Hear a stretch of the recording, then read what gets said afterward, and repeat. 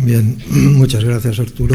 Bien, ante todo, pues dar las gracias a la Fundación por el honor que me hace de estar ante una audiencia tan bien informada, tan conocedora del tema, y básicamente para reflexionar sobre la problemática general del sector y la importancia que tiene la apuesta por la sostenibilidad. Arturo nos decía que esperaba oír soluciones. Bien, yo antes de intentar esbozar alguna solución, que no va a ser tanto desde el campo de estrategias corporativas, las corporaciones están aquí y los vamos a escuchar durante todo el día, sino desde una perspectiva general, intentaré aportar mi reflexión sobre las soluciones, pero no se olviden de que yo soy un científico. Mi labor primera es para resolver un problema, es formularlo correctamente, y en este sentido me voy a permitir hurgar un poco en los desafíos que tiene planteado la sostenibilidad, porque desde mi punto de vista hay desafíos que son verdaderamente sistémicos y son sobre los que básicamente me voy a enfocar. Yo concibo la sostenibilidad energética desde la triple vertiente del medio ambiente, la seguridad energética o seguridad de suministro y la economía. Es decir, no concibo la sostenibilidad energética como una cuestión puramente medioambiental, sino que mi visión es integrar de alguna manera estos tres aspectos, lo que hace que realmente la lucha por la sostenibilidad sea una lucha realmente complicada, con multitud de problemas que se nos agolpan en cada uno de estos frentes, y algunos de ellos nuevos van apareciendo. Pues en el del medio ambiente se nos añade recientemente la cuestión de agua, energía y alimentos. En la cuestión de la seguridad aparece cada vez más claro la necesidad de ser resilientes, la cuestión de los ciberataques a las redes. En el caso de la economía, ya se ha hablado ya esta mañana en la presentación de temas como el déficit tarifario, pero hay otros como el déficit de las tarifas de las balanzas comerciales del país. Entonces, si me lo permiten, yo voy a centrarme ilustrando un poco los desafíos principales que tenemos en estos tres frentes.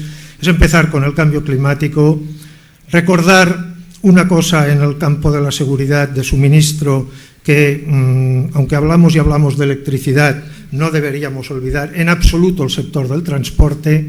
Y finalmente quisiera hacer algunos apuntes sobre la cuestión económica y cómo un nuevo orden económico puede estar en marcha en función de la transferencia enorme de dinero que estamos haciendo a los países productores de petróleo y gas. Recordar en el frente del cambio climático un hecho muy sencillo. 2012 fue el 9º año más cálido desde 1880. Lo que ustedes tienen en rojo son áreas que fueron más cálidas, con una anomalía positiva respecto al promedio de temperaturas de 1951 a 1980. Y, de hecho, esto debe inscribirse dentro de una tendencia. También tienen aquí referido a cero el promedio de temperaturas medias de 1951 a 1980. Verán ustedes que prácticamente la tendencia desde principio de siglo, con algún pequeño reposo, es hacia la alza. Los 10 años más cálidos en un registro de 132 años tuvieron lugar a partir de 1998. El último año más fría que la media fue en 1976. Son datos que provienen de múltiples observaciones. Las que les refiero pues son datos del Goddard Institute for Space Studies de la NASA de este mismo mes de enero.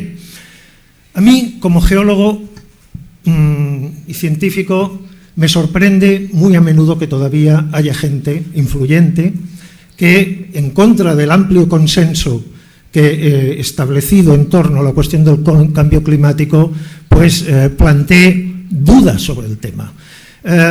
Normalmente en el ciclo del carbono, que es lo que ustedes tienen aquí, la opinión pública y la gente que no está familiarizada con la cuestión de los combustibles fósiles, pues tiende a cerrar el ciclo de esta manera. La fotosíntesis nos usa el CO2 y el agua para producir materia orgánica. Esta materia orgánica entra a formar parte de la cadena trófica. La muerte de todos estos organismos se produce la descomposición bacteriana y de nuevo se cierra el ciclo. Los geólogos sabemos perfectamente que esto no es así. Parte de esta materia orgánica va a escapar a esta descomposición bajo determinadas condiciones, se va a preservar, puede evolucionar a hidrocarburos y estos hidrocarburos lo normal es que se almacenen en la corteza terrestre y únicamente a nivel de un ciclo geológico de millones de años vuelve al ciclo. Simplemente lo que ha pasado aquí es que el hombre del hidrocarburo, nosotros, debido a que utilizamos estos combustibles como base de nuestro desarrollo, lo que hemos hecho es exhumar estos hidrocarburos, provocando su combustión, y esto ha generado un desequilibrio en un ciclo de por sí equilibrado, pero a la escala geológica, y nos estamos encontrando que en 150 años tenemos un ritmo de calentamiento mucho mayor que el que se ha producido a la escala de millones de años en otras épocas geológicas. No existe duda que existe un forzamiento antropogénico del cambio climático, sobreimpuesto, por supuesto, a causas naturales, y de hecho tenemos que ser conscientes de que ha sido esta herencia solar, el uso de esta herencia solar, el de alguna manera el que ha originado este desequilibrio. El problema es muy complejo de resolver, no es cuestión única y exclusivamente de la industria energética. El CO2 neto antropogénico a la atmósfera es el resultado de multiplicar 4 factores: la demografía, el modelo de crecimiento de renta per cápita global en aumento, la intensidad energética, cuánta energía necesitamos para crecer económicamente, y el modelo energético en el sentido de la intensidad de carbono, cuánto CO2 emite nuestra energía. Si no encontramos un factor de entre estos 4 que sea 0, es muy difícil que las emisiones de CO2 vayan a la baja. Y como saben ustedes, aunque estamos investigando en nuevas fuentes de intensidad de carbono más bajas o 0, el problema es complicado. Lo único que podemos hacer es a este CO2, resultado de esta multiplicación, pues restarle el que podamos capturar por métodos de geoingeniería, métodos geológicos de captura y secuestro del carbono, repoblación forestal, evitando la deforestación, etc. En cualquier caso, las cumbres de cambio climático año tras año prometen mucho y acaban en poco, pura y simplemente porque recuerdo que desde un punto de vista de lo políticamente correcto nos limitamos a actuar o proponemos soluciones en el ámbito energético, dejándonos de lado 2 que tienen que ver con el modelo socioeconómico y demográfico vigente. Por lo tanto, enfrentamos un problema muy complicado y, de hecho, año tras año, cada año que pasa, estamos más lejos de poder resolver. Esto es un artículo publicado en Science de este mismo mes de enero. Si queremos fijarnos un objetivo de máximos aumentos de las temperaturas, que son los que tienen por estas cifras aquí, en 2020, para que la temperatura media no nos suba más de 2 grados centígrados en las próximas décadas, tenemos que tener una tasa de recorte de las emisiones del 2%, pero si nos pasamos un poco más en el tiempo y posponemos un acuerdo, la misma tasa del 2% ya solo nos va a poder permitir abordar un objetivo climático del 3%. El tiempo se nos está acabando y es un problema complejísimo que hemos de saber abordar. Si me permiten, pasaré a la segunda cuestión que yo creo que es de gran importancia, que es la cuestión de la seguridad de suministro. Los hidrocarburos en general, como todos los recursos minerales, no se nos acaban. De hecho, hay que visualizar esta cuestión como una pirámide, en la parte superior de la cual tienen ustedes los recursos más concentrados, de más fácil extracción, que son los que ocupan menos volumen. A medida que vayamos hacia abajo de las pirámides vamos a tener volúmenes mayores, pero con un problema, que los costes de extracción se van a incrementar, se necesita más tecnología y sobre todo se necesita más energía para extraerlo, lo cual hace que el balance neto entre la energía que utilizo para extraerla y la que obtengo vaya disminuyendo con el tiempo, de forma que hacia arriba tenemos lo bueno, bonito y barato, hacia abajo tenemos lo menos concentrado y lo demás difícil extraer. Estamos bajando en esta pirámide.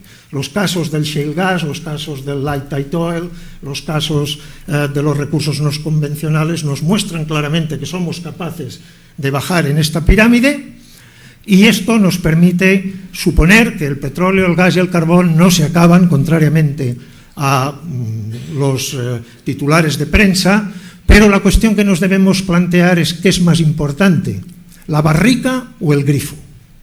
En pocas palabras, no es un problema de reservas, recursos, es un problema de extracción, de producción, de cuántos barriles vamos a poder poner sobre la mesa al ritmo que la demanda nos fije y al precio adecuado. Y en este grifo tenemos multitud de problemas. Problemas que van desde la geopolítica, van de las cuestiones de empresas estatales, empresas nacionales, y si me permiten, para ilustrarles este punto, les referiré a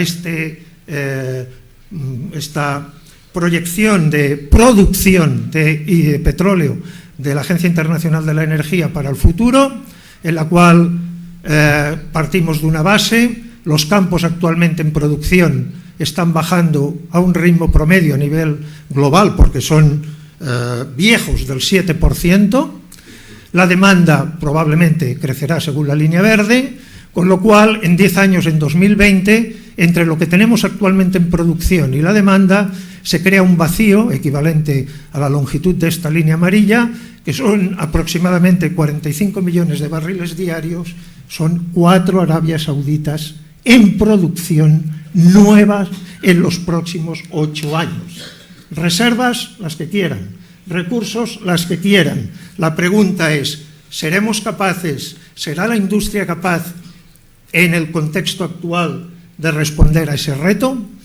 La Agencia Internacional de la Energía se muestra optimista, tenemos realmente posibilidades de poner en funcionamiento campos que todavía no están por desarrollar. Podemos hacer nuevos descubrimientos, se hacen cada año, habrá que depender de los líquidos del gas natural, del petróleo no convencional, de las ganancias que puedan producir nuestras refinerías y de los biocarburantes, pero a nadie se le escapa que el desafío es mayúsculo. Por lo tanto, no es un problema de recursos y reservas, es un problema de producción. ¿Y a qué precio? Con esto quiero remarcarles la idea del que el binomio petróleo-transporte es el eslabón más débil del sistema energético. En la cuestión de la sostenibilidad es muy importante que nos fijemos en esta cuestión. En España, en particular, el petróleo y los derivados del petróleo son casi el 50% del consumo final de energía. La electricidad es el 22%. Dejo esta cuestión planteada en la cuestión de la sostenibilidad. Precios. Vamos al frente económico y me voy a referir pura y simplemente a las previsiones de precios también de la Agencia Internacional de la Energía para el futuro. Con las 3 líneas continuas tienen previsiones ustedes de la demanda. La verde, que presupone que vamos a reducir la demanda a partir de 2010, es el escenario compatible con el cambio climático que les planteaba al principio, con que no superemos más de 2 grados centígrados la temperatura media, presupone un precio medio del barril, que es la línea discontinua abajo, de $100 el barril, dólares reales de 2010, que en términos nominales en 2035 se nos convertirían en $171. Me dirán ustedes, yo ya firmo ahora mismo con este precio, porque es el que tenemos actualmente. Pero les quiero llamar la atención que el rápido desarrollo y la globalización que ha experimentado el mundo y nuestro paradigma económico desde mediados de la década de los 80 se basó en un precio del petróleo aproximadamente a $25 el barril. 20-25 dólares el barril. La pregunta es, ¿está preparada nuestra economía, nuestro sistema productivo para un barril de petróleo que en el mejor de los escenarios de caída de la demanda se situará en torno a los $100 reales en el 2035? La pregunta no es baladí, hay una correlación muy estrecha entre periodos de recesión económica global y momentos de subidas inesperadas de los precios del hidrocarburo y particularmente del petróleo, y no es baladí tampoco porque si en 1985-2007 transferíamos o los países productores de petróleo y gas tuvieron unos beneficios, OPEP y Rusia, de aproximadamente 5 billones de los nuestros de dólares, en el periodo 2008-2030 las previsiones son que esos ingresos lógicamente se multipliquen por 5. Esto está llevando a una transferencia, a un, digamos, desplazamiento del orden económico internacional en la medida que todo este flujo de cash está yendo a parar a determinados lugares del planeta y evidentemente con posterioridad esto va a retornar, pero estamos perdiendo el control de muchas de las empresas que creemos que de alguna manera dan un sello de personalidad a Occidente en general. De hecho, Sainz, con motivo de su 125 aniversario, se planteaba un número especial, ¿qué es lo que no sabemos? Es una pregunta muy científica. Nosotros somos, como ya saben, más creadores de problemas que otra cosa. Nos dedicamos a preguntarnos cosas, a poner sobre la mesa cuestiones, y entre estas, una de las 20 cuestiones de mayor trascendencia para el futuro de la humanidad es esta. ¿Qué puede reemplazar el petróleo barato y cuándo? Por las dos razones que les acabo de explicar. ¿Qué hacer? Un poco en el cambio de las soluciones. Bueno, habrá que buscar el equilibrio entre las 3 Es, de la energía o seguridad de suministro, de la ecología o medio ambiente, de la economía, fundamental, en el centro de este equilibrio, la I+D. La I+D. Necesitamos todo lo que tenemos, sí, pero también todo lo que podamos inventar. Y me atrevo a decir que en el campo de la sostenibilidad este es crucial. Al mismo tiempo habrá que empezar por la gestión de la demanda. Antes de plantearles mix, voy a hacer hincapié que lo primero es gestionar la demanda. Y lo primero es el ahorro. Después hablaremos de la eficiencia. A mí me gustaría tener el sentido común de mi abuelo con la tecnología del siglo XXI. No es lo mismo ahorro que eficiencia. Ahorro es un cambio de chip, eficiencia es una cuestión tecnológica. Y necesitamos las dos. Y al mismo tiempo necesitamos educar a nuestros conciudadanos, perdón por educar quizá no sea la palabra, sobre lo grave que es el problema que enfrentamos. En ese sentido, habrá que abordar también en toda su crudeza el problema NIMBY, que lo sufren todos los sectores, básicamente porque nos centramos demasiado en uno de los triángulos de la sostenibilidad. Podemos pasar a discutir el mix, habrá que ir a los mix bajo en carbono y en ese sentido apostar por las renovables a tope de sus posibilidades. Habrá que apostar por los combustibles fósiles limpios, atención a la I+D, la captura y secuestro del carbono, y nos tenemos que plantear en un plazo de 10-20 años qué hacemos con la nuclear, porque habrá que empezar a hacer las inversiones ya, y si no se hacen, ver cómo sustituimos lo que suministran. Problema muy grave en el caso de Cataluña, en el cual el 50% de nuestra electricidad tiene este origen y nuestras centrales en la próxima década cumplen su ciclo de vida. Obviamente hay que regular, hay que transmitir costes íntegros como una medida de fomentar la eficiencia a nuestros conciudadanos y a la industria.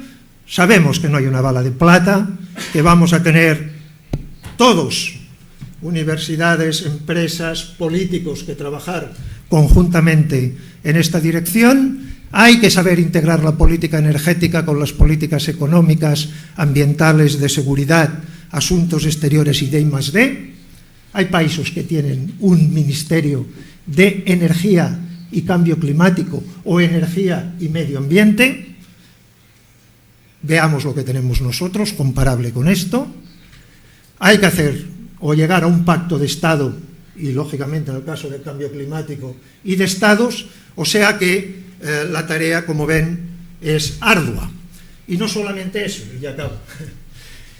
El equilibrio entre las tres es un ejercicio académico muy interesante y agradecido a la hora de comunicar, pero como todos ustedes saben, en momentos de crisis hay prioridades. ¿Cuáles de esas tres son las prioridades?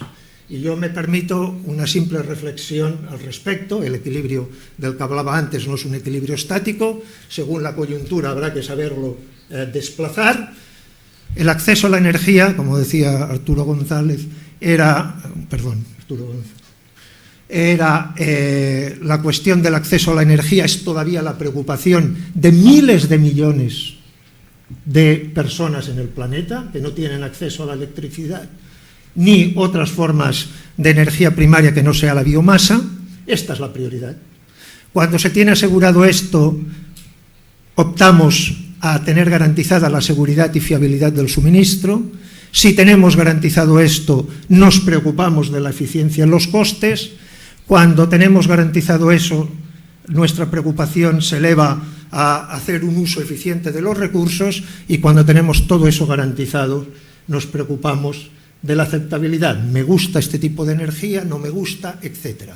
La situación actual, la coyuntura global, es tal que probablemente los que hemos estado instalados durante mucho tiempo en la cima de la pirámide vamos a tener que empezar a mirar con preocupación hacia más abajo de la pirámide, y en este sentido es importante tener presente que el equilibrio entre las tres también tendrá que obedecer a una cierta priorización coyuntural.